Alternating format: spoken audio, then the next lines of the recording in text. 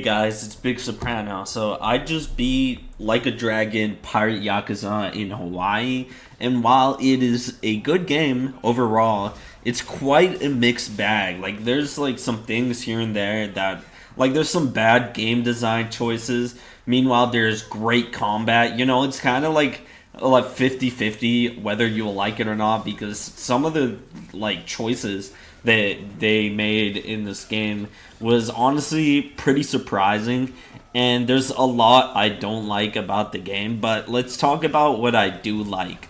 So the combat is really good. The combat's like fast, probably the fastest combat we've ever had in the series. I'm not sure, I haven't played Lost Judgment or Like a Dragon Gaiden maybe in like 2 months or so.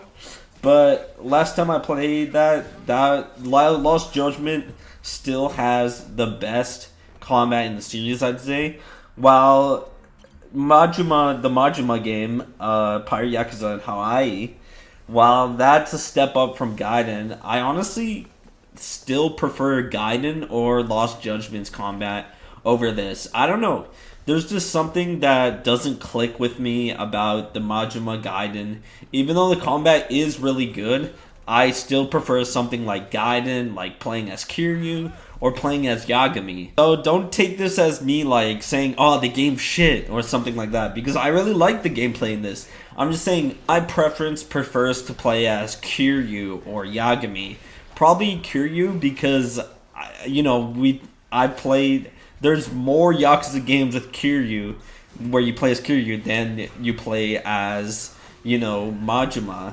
But I also really like Yagami's play style. So the combat in Pirate Yakuza, it's not bad at all. So it's just my preference. Now let's talk about what I don't like about the combat. So for some reason, RGG Studio finds a way to ruin juggling in each game they have it in. Like in Lost Judgment, the juggling was perfect, and then in Gaiden, they added a juggle time limit where there's a certain time limit for how long you could juggle an enemy for. And I love juggling. Juggling is a great mechanic. It's probably the most fun mechanic in the series ever. I absolutely love juggling. And while juggling is fun in the Majima Gaiden, it's actually not as easy to pull off compared to Yagami or Kiryu. That's probably why I don't like the combat as much as Gaiden or Lost Judgment, because the juggling, they kind of ruined it.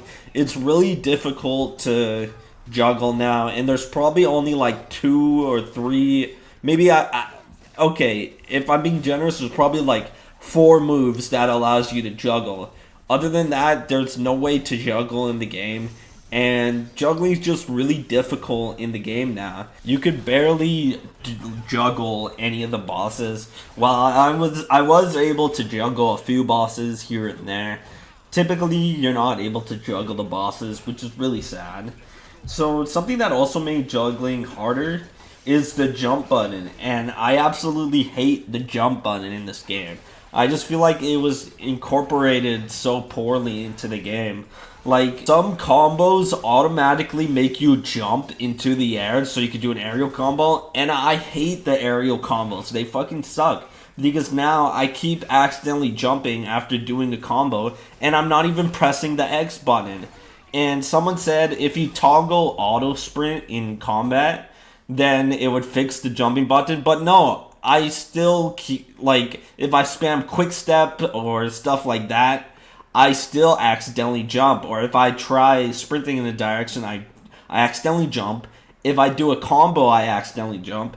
And I just absolutely hate the jump button. So they shouldn't have added a jump button into the Yakuza game.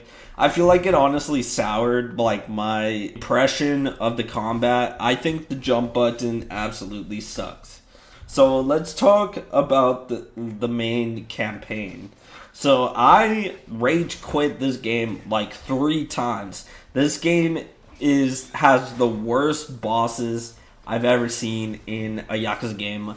And Yakuza Kiwami has some pretty bad bosses that are unfair. But this game has like 3 or so bosses that almost made me just quit playing the game and quit the Yakuza series.